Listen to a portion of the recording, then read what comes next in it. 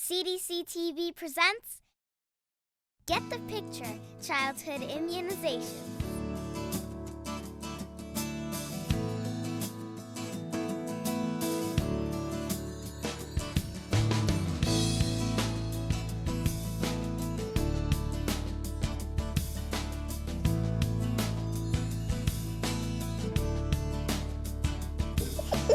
Like you, I'm a parent. Like you, keeping my child safe is my #1 priority. I'm in a mom's morning out group, and we had all sorts of questions regarding vaccines. I decided the next time our mom's morning out group met, I would invite a pediatrician who's a friend of a friend. Ladies, this is Jeannie Santoli from the CDC. She came to answer some of our tough questions about vaccines. Jeannie, thank you so much for coming. Well, thank you very much for asking me. I really enjoy talking with people about immunizations. I'm also a mom and a pediatrician, so this is a great opportunity, and I appreciate coming. Did you vaccinate your own children? I did. I have 2, and they're both fully vaccinated. So what's Anna up to nowadays? I just took her to get her 9-month-old shots. We were a couple of weeks late. And, you know, okay. I know, but it's so hard. I took her in. But, you know, I was watching something on TV about, somebody was talking about how vaccines cause autism. I mean, do vaccines really cause autism?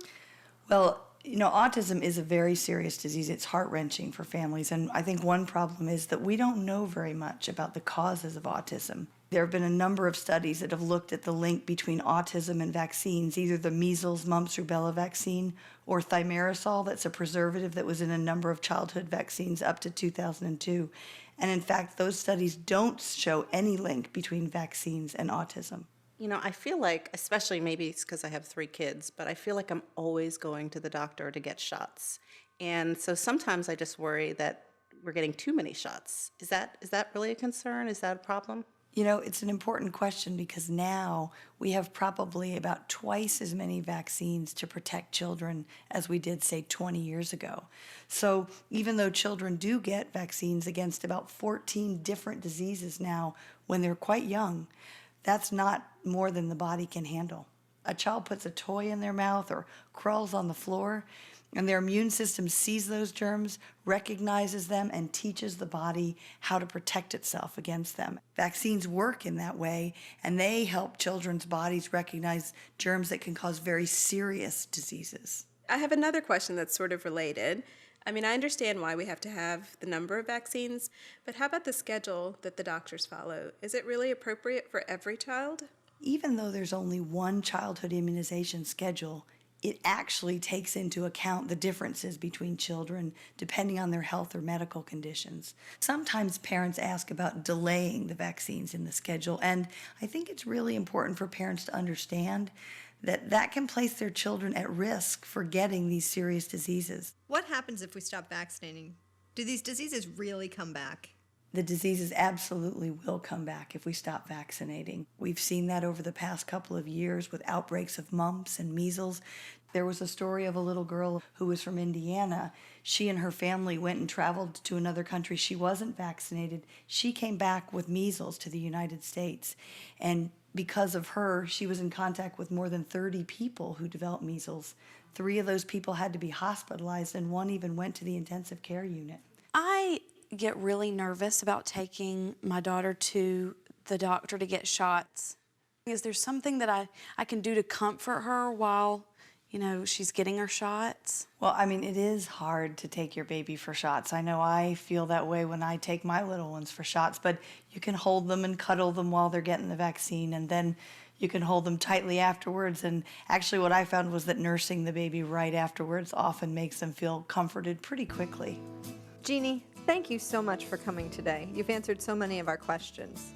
If you have any additional questions, ask your pediatrician. I've been a pediatrician now in private practice for about 22 years and see between 25 and 40 patients per day. I spend a lot of time talking to parents about the importance of vaccines. We used to see 5, 10, 15 cases of invasive Hib disease, including meningitis, in this practice a year, and it was just so devastating to the parents because they had really just kind of gotten to know their babies by that point and knew their personalities, and these babies would sometimes die or be maimed for life. Since the inception of that vaccine about 20 years ago, we have not seen a single case of invasive Hib disease.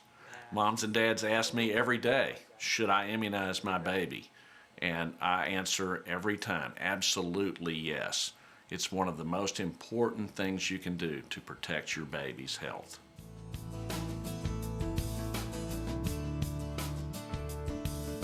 A message from the U.S. Department of Health and Human Services. I'm a parent. Like you, I'm a parent. Like you. Okay. What? There's your baby. Do you want your baby? Oh. Keeping my child safe is my number one priority.